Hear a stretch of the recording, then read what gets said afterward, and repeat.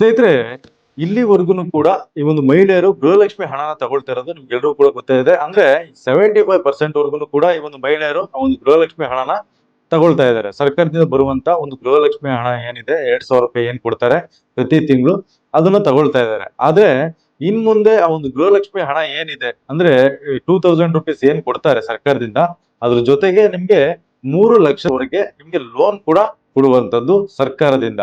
ಅದು ಹೇಗೆ ಒಂದು 3 ಲಕ್ಷಕ್ಕೆ ಲೋನ್ ಕೊಡ್ತಾರೆ ಅನ್ನೋದನ್ನ ನಾನು ಕಂಪ್ಲೀಟ್ ಡೀಟೇಲ್ಸ್ ನಿಮ್ಗೆ ಹೇಳ್ತಾ ಹೋಗ್ತೀನಿ ಸ್ನೇಹಿತರೆ. ಅದಕ್ಕೂ ಫಸ್ಟ್ ನಮ್ಮ ಒಂದು ಚಾನಲ್ಗೆ ಯಾರೇನು ಸಬ್ಸ್ಕ್ರೈಬ್ ಆಗಿಲ್ಲ, ದಯವಿಟ್ಟು ಕೂಡ ಸಬ್ಸ್ಕ್ರೈಬ್ ಮಾಡ್ಕೊಳ್ಳಿ ಅಂತ ನಾನು ಹೇಳೋದಕ್ಕೆ ಇಷ್ಟಪಡ್ತೇನೆ. ಅಂದ್ರೆ ನೀವು 2,000 ರೂಪಾಯಿ ಹಣ ತಗೊಳ್ತಾ ಇದ್ದೀರಾ, ಇಲ್ಲಿವರೆಗೂ ಕೂಡ ಒಂದು ಪ್ರತಿ ತಿಂಗಳು 2,000 ರೂಪಾಯಿ ಹಣನ ನೀವು ಗೃಹಲಕ್ಷ್ಮಿಯವರು ತಗೊಳ್ತಾ ಇದ್ದೀರಾ. ಅದೇ ರೀತಿಯಾಗಿ ಇನ್ ಮುಂದೆ ಒಂದು ಗೃಹಲಕ್ಷ್ಮಿ ಬ್ಯಾಂಕ್, ಸಹಕಾರಿ ಬ್ಯಾಂಕ್ ನ ಸರ್ಕಾರದಿಂದನೇ ಪ್ರಾರಂಭ ಮಾಡ್ತಾ ಇದ್ದಾರೆ.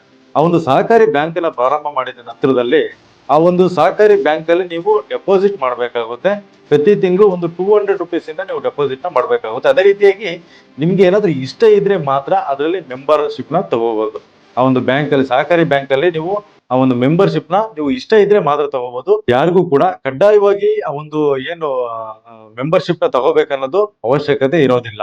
ಅದೇ ರೀತಿಯಾಗಿ ಸ್ನೇಹಿತರೆ, ಒಂದು ಸಹಕಾರಿ ಬ್ಯಾಂಕ್ ಅಲ್ಲಿ ನೀವೇನಾದ್ರೂ ಕೂಡ ಈ ಒಂದು ಮೆಂಬರ್ಶಿಪ್ ನ ತಗೊಂಡ್ರೆ, ಅಂದ್ರೆ ಒಂದು ಗೃಹಲಕ್ಷ್ಮಿ ಬ್ಯಾಂಕ್ ಏನ್ ಮಾಡ್ತಾ ಇದ್ದಾರೆ, ಸಹಕಾರಿ ಬ್ಯಾಂಕ್ ಅದ್ರಲ್ಲಿ ನೀವೇನಾದ್ರೂ ಕೂಡ ಮೆಂಬರ್ಶಿಪ್ ನ ತಗೊಂಡ್ರೆ ನಿಮ್ಗೆ ಈ ಒಂದು 30,000ದಿಂದ 3 ಲಕ್ಷದವರೆಗೆ ನಿಮ್ಗೆ ಪರ್ಸನಲ್ ಲೋನ್ ನ ಕೊಡ್ತಾ ಇದ್ದಾರೆ ಸರ್ಕಾರದಿಂದ. ಅಂದ್ರೆ ಇದು ಯಾವುದೇ ರೀತಿಯಾದ ಗುಂಪಿಗೆ ಕೊಡುವಂತ ಒಂದು ಸಾಲ ಅಲ್ಲ. ಇದನ್ನ ಸಪರೇಟ್ ಆಗಿ ನಿಮ್ಗೆ ಅಂದ್ರೆ ಪರ್ಸನಲ್ ಆಗಿನೇ 30,000ದಿಂದ 3 ಲಕ್ಷದವರೆಗೆ ಆ ಒಂದು ಲೋನ್ ನ ಕೊಡ್ತಾ ಇರುವಂತದ್ದು ಆ ಒಂದು ಬ್ಯಾಂಕ್ ಇಂದ.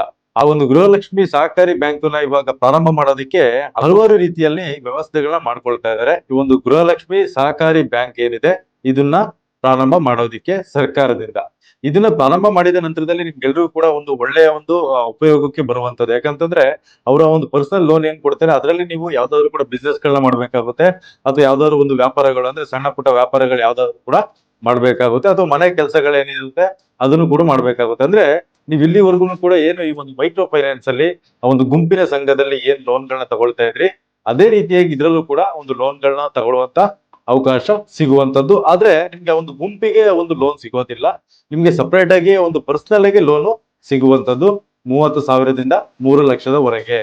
ಅದೇ ರೀತಿಯಾಗಿ ಇದಕ್ಕೆ ಏನೆಲ್ಲ ಒಂದು ಅರ್ಹತೆಗಳು ಬೇಕಾಗುತ್ತೆ, ಮತ್ತೆ ಯಾವ ರೀತಿಯಾಗಿ ನಾವು ಸದಸ್ಯತ್ವನ ತಗೋಬಹುದು, ಅಂದ್ರೆ ಮೆಂಬರ್ಶಿಪ್ ನ ಯಾವ ರೀತಿಯಾಗಿ ನಾವು ತಗೋಬೇಕಾಗುತ್ತೆ, ಇದ್ರ ಬಗ್ಗೆ ನಾನು ಇವಾಗ ಡೀಟೇಲ್ಸ್ ನ ಹೇಳ್ತಾ ಹೋಗ್ತೀನಿ ಸ್ನೇಹಿತರೆ.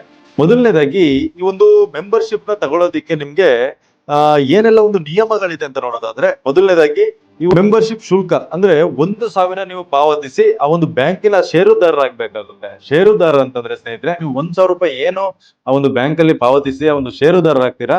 ಷೇರುದಾರ ಅಂದ್ರೆ ಆ ಒಂದು ಬ್ಯಾಂಕ್ ನ ಪ್ರಾರಂಭ ಮಾಡೋದಿಕ್ಕೆ ನೀವು ಕೂಡ ಓನರ್ ಆಗಿರ್ತೀರಾ. ಆ ಒಂದು ಬ್ಯಾಂಕಿಗೆ ನೀವು ಕೂಡ ಓನರ್ ಆಗಿರ್ತೀರಾ. 1,000ನ ನೀವು ಅದಕ್ಕೆ ಒಂದು ಷೇರುದಾರರಾಗಿರ್ತೀರಾ.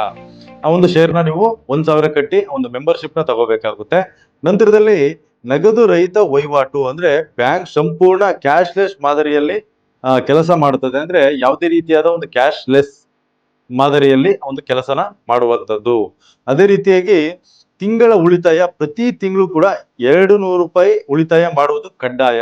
ಅಂದ್ರೆ ನೀವು ಯಾರೆಲ್ಲ ಮೆಂಬರ್ಶಿಪ್ ನ ತಗೊಂಡಿರ್ತೀರಾ, ನೀವು ಪ್ರತಿ ತಿಂಗಳು ಕೂಡ 200 ರೂಪಾಯಿನ ನೀವು ಕಡ್ಡಾಯವಾಗಿ ಉಳಿತಾಯನ ಮಾಡ್ಬೇಕಾಗುತ್ತೆ. ಆ ಒಂದು ಬ್ಯಾಂಕ್ ಅಲ್ಲಿ ಏನು ಆ ಒಂದು ಗೃಹಲಕ್ಷ್ಮಿ ಬ್ಯಾಂಕ್ ನ ಪ್ರಾರಂಭ ಮಾಡ್ತಾ ಇದ್ರೆ ಅದರಲ್ಲಿ 200 ರೂಪಾಯಿನ ನೀವು ಕಡ್ಡಾಯವಾಗಿ ಪ್ರತಿ ತಿಂಗಳು ಕೂಡ ಪಾವತಿನ ಮಾಡ್ಬೇಕಾಗುತ್ತೆ. ನಂತರ ಸಾಲ ಅರ್ಜಿ ಸಲ್ಲಿಸಲು ಒಳಗಾಗಿ ಇರುವ ಅವಧಿ ಅಂದ್ರೆ ನಿಮ್ಗೆ ಒಂದು ಷೇರುದಾರ ಆಗಿರ್ತೀರಾ, ಅಥವಾ ಒಂದು ಮೆಂಬರ್ಶಿಪ್ ನ ತಗೊಂಡಿರ್ತೀರಾ, ಅದಾದ ನಂತರದಲ್ಲಿ ಷೇರು ಖರೀದಿಸಿದ 6 ತಿಂಗಳ ನಂತರ ಮಾತ್ರ ಸಾಲಕ್ಕೆ ಅರ್ಜಿ ಹಾಕ್ಬಹುದು. ಅಂದ್ರೆ ನೀವು ಒಂದು 1,000 ರೂಪಾಯಿ ಕೊಟ್ಬಿಟ್ಟು ಏನ್ ಶೇರ್ ನ ತಗೊಂಡಿರ್ತೀರಾ, ಆ ಒಂದು ಶೇರ್ ನ ತಗೊಂಡು 6 ತಿಂಗಳಾದ ನಂತರದಲ್ಲಿ ನೀವು ಆ ಒಂದು ಯಾವುದೇ ರೀತಿಯಾದ ಒಂದು ಲೋನ್ ಗಳಿಗೆ ಅಪ್ಲೈ ಮಾಡೋದಕ್ಕೆ ಅವಕಾಶ ಇರುವಂತದ್ದು 6 ಮಂತ್ ಆದ ನಂತರದಲ್ಲಿ ಅವಕಾಶ ಇರುತ್ತೆ ಸ್ನೇಹಿತರೆ. ನಂತರ ಸಾಲದ ಮಿತಿ ಅಂದ್ರೆ ನಿಮ್ಗೆ ಸಾಲ ಎಷ್ಟು ತಗೊಳ್ತೀರಾ ಅನ್ನೋದಾದ್ರೆ, ಕನಿಷ್ಠವಾಗಿ 30,000ದಿಂದ ಗರಿಷ್ಠ 3 ಲಕ್ಷದವರೆಗೆ ಸಾಲ ಸಿಗುವಂತದ್ದು ಆ ಒಂದು ಗೃಹಲಕ್ಷ್ಮಿ ಸಹಕಾರಿ ಬ್ಯಾಂಕ್ ಅಲ್ಲಿ. ಇವಾಗ ಅದನ್ನ ಪ್ರಾರಂಭ ಮಾಡೋದಕ್ಕೆ ಸರ್ಕಾರ ವ್ಯವಸ್ಥೆಗಳನ್ನ ಮಾಡ್ಕೊಳ್ತಾ ಇದೆ ಸ್ನೇಹಿತರೆ. ಮುಂದಿನ ದಿನಗಳಲ್ಲಿ ಆ ಒಂದು ಬ್ಯಾಂಕ್ ಕೂಡ ಬರಬಹುದು. ಅದೇ ರೀತಿಯಾಗಿ ಸಾಲದ ಪ್ರಕಾರ ಅಂದ್ರೆ ಕೇವಲ ವೈಯಕ್ತಿಕ ಸಾಲ ಅಂದ್ರೆ ಗುಂಪಿಗೆ ಅಥವಾ ಸಂಘಕ್ಕೆ ಸಾಲ ನೀಡುವುದಿಲ್ಲ. ಅಂದ್ರೆ ವೈಯಕ್ತಿಕವಾಗಿ ನಿಮ್ಗೆ ಪರ್ಸನಲ್ ಆಗಿ ನೀವು ಸಾಲನ ತಗೋಬೇಕಾಗುತ್ತೆ. ಯಾವುದೇ ರೀತಿಯಾದ ಗುಂಪಿಗೆ ಸಾಲನ ನೀಡೋದಿಲ್ಲ. ಮತ್ತೆ ಆ ಒಂದು ಪರ್ಸನಲ್ ಆಗಿ ನೀವು ಸಾಲನ ತಗೋಬೇಕಾಗುತ್ತೆ. ಮತ್ತೆ ನೀವೇ ಕೂಡ EMI ಎಷ್ಟು ಬರುತ್ತೆ ಅದನ್ನ ಕಟ್ಟಬೇಕಾಗುತ್ತೆ. ನೀವು 3 ಲಕ್ಷ ತಗೊಂಡ್ರೆ EMI ಎಷ್ಟು ಬರುತ್ತೆ ಅಷ್ಟು ಒಳಗೂ ಕೂಡ ನೀವು ಕಟ್ಟಬೇಕಾಗುತ್ತೆ ಆ ಒಂದು ಸಾಲನ. ನೆಕ್ಸ್ಟ್ ಬಡ್ಡಿ ದರ ನೋಡೋದಾದ್ರೆ ನಿಮ್ಗೆ ಸರ್ಕಾರಿ ಬ್ಯಾಂಕ್ಗಳ ಮಾದರಿಯಲ್ಲಿ ಕಡಿಮೆ ಬಡ್ಡಿ ದರ, ಅಂದ್ರೆ ಈ ಒಂದು ಸರ್ಕಾರಿ ಬ್ಯಾಂಕ್ಗಳೇನಿದೆ ಅದರಲ್ಲಿ ಏನು ಮಾದರಿಯಲ್ಲಿ ಇರುತ್ತೆ ಅದೇ ರೀತಿಯಾಗಿ ನಿಮ್ಗೂ ಕೂಡ ಬಡ್ಡಿ ದರ ಕಡಿಮೆ ಇರುತ್ತೆ, ಬಡ್ಡಿ ಇಂಟ್ರೆಸ್ಟ್ ರೇಟ್ ಕಡಿಮೆ ಇರುತ್ತೆ ನೀವು ಈ ಒಂದು ಸಾಲನ ತಗೊಂಡ ನಂತರದಲ್ಲಿ ನಿಮ್ಗೆ ಸದಸ್ಯತ್ವ ಅಂದ್ರೆ ನೀವು ಮೆಂಬರ್ಶಿಪ್ ಏನ್ ತಗೊಂಡಿರ್ತೀರಾ, ನೀವು ಮೆಂಬರ್ಶಿಪ್ ತಗೊಳ್ಳೋದಿಕ್ಕೆ ನೀವು ಸ್ವಯಂ ಪ್ರೇರಿತವಾಗಿ ಮೆಂಬರ್ಶಿಪ್ ನ ತಗೋಬಹುದು. ಅಥವಾ ಯಾವುದೇ ರೀತಿಯಾದ ಒತ್ತಡ ಇರೋದಿಲ್ಲ. ನಿಮ್ಗೆ ಇಷ್ಟ ಇದ್ರೆ ಆ ಒಂದು ಮೆಂಬರ್ಶಿಪ್ ನ ತಗೋಬಹುದು. 1,000 ಕಟ್ಟಿ ಆ ಒಂದು ಮೆಂಬರ್ಶಿಪ್ ನ ತಗೋಬಹುದು. ಯಾವುದೇ ರೀತಿಯಾಗಿ ಕೂಡ ಒತ್ತಡ ಇರೋದಿಲ್ಲ ನಿಮ್ಗೆ. ನೀವು ತಗೊಳ್ಳಿಲ್ಲ ಅಂದ್ರೂ ತೊಂದರೆ ಇಲ್ಲ. ಆದ್ರೆ ಒಂದ್ ವಿಚಾರ ಏನಂತಂದ್ರೆ ನೀವು ತಗೊಂಡ್ರೆ ಒಳ್ಳೇದು. ಯಾಕಂತಂದ್ರೆ ತುಂಬಾ ಜನರಿಗೆ ಏನಾದ್ರು ಒಂದು ಬಿಸ್ನೆಸ್ ನ ಮಾಡ್ಬೇಕಂತ ಅನ್ಕೊಂಡಿರ್ತೀರಾ, ಆದ್ರೆ ಸಾಲಗಳು ಸಿಗೋದಿಲ್ಲ ಬೇರೆ ಎಲ್ಲಾ ಕಡೆನೂ ಕೂಡ. ಈ ಒಂದು ಗುಂಪಿನ ಸಂಘದಲ್ಲಿ ಒಂದು ಸಾಲ ತಗೋಬೇಕಾಗುತ್ತೆ. ಅಲ್ಲಿ ತಗೊಂಡಂತ ನಂತರದಲ್ಲಿ ಯಾರಿಗಾದ್ರೂ ಬೇರೆಯವರಿಗೆ ಸಾಲ ಸಿಕ್ಕಿರುತ್ತೆ, ನಿಮ್ಗೆ ಸಿಕ್ಕಿರೋದಿಲ್ಲ. ಅವ್ರೇನಾದ್ರು ಕಟ್ಲಿಲ್ಲ ಅಂತಂದ್ರೆ ಅದನ್ನ ನೀವೇ ಕೂಡ ಕಟ್ಬೇಕಾಗುತ್ತೆ. ಈ ರೀತಿಯಾಗೆಲ್ಲ ಸಮಸ್ಯೆ ಇದೆ. ಇದು ನೀವು ಏನ್ 3 ಲಕ್ಷದ ಸಾಲ ತಗೊಳ್ತೀರಾ ಅದು ನೀವೇ ಕಟ್ಬೇಕಾಗುತ್ತೆ. ಹಾಗಾಗಿ ಈ ಒಂದು ಒಳ್ಳೆಯ ಒಂದು ಅವಕಾಶನ ಕೊಟ್ಟಿದ್ದಾರೆ ಸರ್ಕಾರದಿಂದ ಅಂತಾನೆ ಹೇಳ್ಬೋದು. ಅದೇ ರೀತಿಯಾಗಿ ಈ ಒಂದು ಸಾಲನ ಯಾವ ಉದ್ದೇಶಗಳಿಗೆ ಬಳಸಬಹುದು ಅಂತ ನೋಡೋದಾದ್ರೆ, ಮೊದಲನೇದಾಗಿ ಚಿಕ್ಕ ಮಟ್ಟದ ಒಂದು ವ್ಯಾಪಾರ ಆರಂಭಿಸಲು ಬಳಸಬಹುದು. ಕೃಷಿ ಮತ್ತು ತೋಟಗಾರಿಕೆ ಚಟುವಟಿಕೆಗಳಿಗೆ ನೀವು ಬಳಸ್ಕೋಬಹುದು.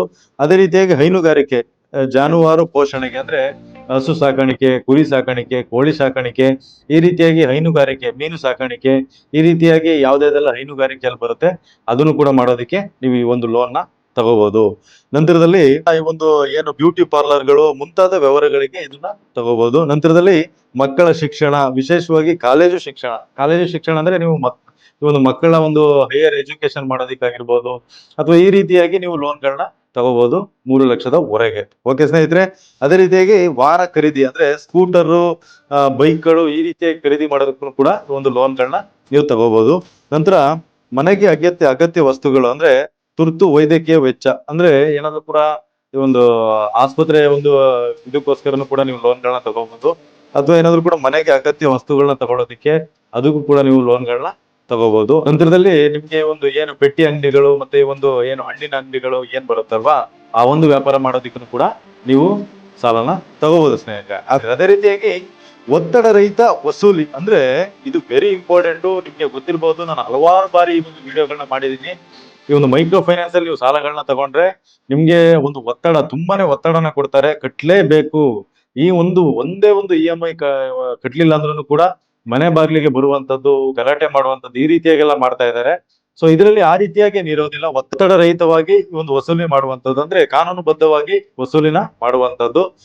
ಅದೇ ರೀತಿಯಾಗಿ ದೀರ್ಘಕಾಲಿಕ ಯೋಜನೆ ಅಂದ್ರೆ ಈ ಒಂದು ಬ್ಯಾಂಕ್ ನ ಏನ್ ಆರಂಭ ಮಾಡ್ತಾರೆ ಇದು ದೀರ್ಘಕಾಲಿಕ, ಅಂದ್ರೆ ಯಾವುದೇ ಸರ್ಕಾರ ಬಂದ್ರು ಕೂಡ ಇದನ್ನ ಮುಚ್ಚೋದಿಲ್ಲ ಅಂತ ನೇರವಾಗಿನೇ ಈ ಒಂದು ಸಚಿವರು ಹೇಳಿರುವಂತದ್ದು. ಯಾವುದೇ ಸರ್ಕಾರ ಬರ್ಲಿ, ಕಾಂಗ್ರೆಸ್ ಬರ್ಲಿ, ಬಿಜೆಪಿ ಬರ್ಲಿ ಅಥವಾ ಜನತಾ ದಳ ಬರ್ಲಿ, ಯಾವುದೇ ಸರ್ಕಾರ ಬಂದ್ರು ಕೂಡ ನಿಮ್ಗೆ ಈ ಒಂದು ಬ್ಯಾಂಕ್ ಏನಿದೆ, ಗೃಹಲಕ್ಷ್ಮಿ ಒಂದು ಸಹಕಾರಿ ಬ್ಯಾಂಕ್ ಏನಿದೆ, ಇದನ್ನ ಮುಚ್ಚೋದಿಲ್ಲ ಅಂತ ಸಚಿವರು ನೇರವಾಗಿನೇ ಹೇಳಿದ್ದಾರೆ. ಅದ್ರ ಬಗ್ಗೆ ನಿಮ್ಗೆ ಯಾವುದೇ ರೀತಿಯಾದ ಡೌಟ್ಸ್ ಬೇಡ. ಅದೇ ರೀತಿಯಾಗಿ ಈ ಒಂದು ಆರಂಭದ ದಿನಾಂಕ ಅಂದ್ರೆ ಈ ಒಂದು ಬ್ಯಾಂಕ್ ನ ಯಾವಾಗ ಆರಂಭ ಮಾಡ್ತಾ ಇದ್ದಾರೆ ಅಂದ್ರೆ ನವೆಂಬರ್ 28ನೇ ತಾರೀಕು ನಿಮ್ಗೆ ಆರಂಭನ ಮಾಡ್ತಾ ಇರುವಂತದ್ದು. ಅದು ಕೂಡ ಬೆಂಗಳೂರಲ್ಲಿ ಉದ್ಘಾಟನೆ ಮಾಡ್ತಾ ಇದ್ದಾರೆ. ಅದಕ್ಕೆ ಹೆಚ್ಚಿನ ಸಂಖ್ಯೆಯಲ್ಲಿ ಒಂದು ಏನು ಮಹಿಳೆಯರು ಬಂದು ಪಾಲ್ಗೊಳ್ಬೇಕಂತನೂ ಕೂಡ ಒಂದು ಸಚಿವರು ಹೇಳಿದ್ದಾರೆ ಸ್ನೇಹಿತರೆ. ನವೆಂಬರ್ 28ಕ್ಕೆ ನಿಮ್ಗೆ ಏನಾದ್ರು ಕೂಡ ಫ್ರೀ ಇದ್ರೆ ನೀವು ಕೂಡ ಹೋಗಿ ಆ ಒಂದು ಏನು ಉದ್ಘಾಟನಾ ಸಮಾರಂಭದಲ್ಲಿ ನೀವು ಕೂಡ ಭಾಗಿಯಾಗಬಹುದು. ಓಕೆ ಸ್ನೇಹಿತರೆ, ಇದ್ರ ಬಗ್ಗೆ ನಿಮ್ಗೆ ಕಂಪ್ಲೀಟ್ ಆಗಿ ಅರ್ಥ ಆಯ್ತು ಅಂತ ಅನ್ಕೊಳ್ತೀನಿ. ಏನೇ ಕೂಡ ಡೌಟ್ಸ್ ಇದ್ರೂ ಕೂಡ ನನಗೆ ಕಮೆಂಟ್ ಮಾಡಿ, ನಾನು ಇಮಿಡಿಯೇಟ್ ಆಗಿ ನಿಮ್ಗೆ ರೆಸ್ಪಾನ್ಸ್ ಮಾಡೋದಕ್ಕೆ ಟ್ರೈ ಮಾಡ್ತೀನಿ ಸ್ನೇಹಿತರೆ. ಅದೇ ರೀತಿಯಾಗಿ ನಾವು ಯಾವುದೇ ಒಂದು ಯೋಜನೆ ಬಗ್ಗೆ ನಿಮ್ಗೆ ಮಾಹಿತಿ ಕೊಟ್ಟರು ಕೂಡ ಅದು ಯಾವ್ದು ಕೂಡ ಸುಳ್ಳಾಗಿರೋದಿಲ್ಲ. ಇದ್ರೆ ಯಾವ್ದಾದ್ರು ಕೂಡ ಡೌಟ್ಸ್ ಇದ್ರೆ ನೀವು ಕ್ರಾಸ್ ವೆರಿಫಿಕೇಶನ್ ನ ಮಾಡಬಹುದು. ಗೂಗಲ್ ಹೋಗಿ ಹೊಡೀರಿ, ಪ್ರತಿಯೊಂದನ್ನು ಕೂಡ ಬರುವಂತದ್ದು. ಓಕೆ ಸ್ನೇಹಿತರೆ, ಈ ಒಂದು ವಿಡಿಯೋ ನಿಮ್ಗೆ ಇಷ್ಟ ಆಯ್ತು ಅಂತ ಅನ್ಕೊಳ್ತೀನಿ. ಏನಾದ್ರು ಕೂಡ ಇಷ್ಟ ಆಗಿದ್ರೆ ದಯವಿಟ್ಟು ಕೂಡ ಒಂದು ಲೈಕ್ ಮಾಡಿ ಅಂತ ಹೇಳ್ತಾ ಈ ಒಂದು ವಿಡಿಯೋನಲ್ಲಿ ಮುಗಿಸ್ತಾ ಇದ್ದೀನಿ. ಧನ್ಯವಾದ ಸ್ನೇಹಿತರೆ.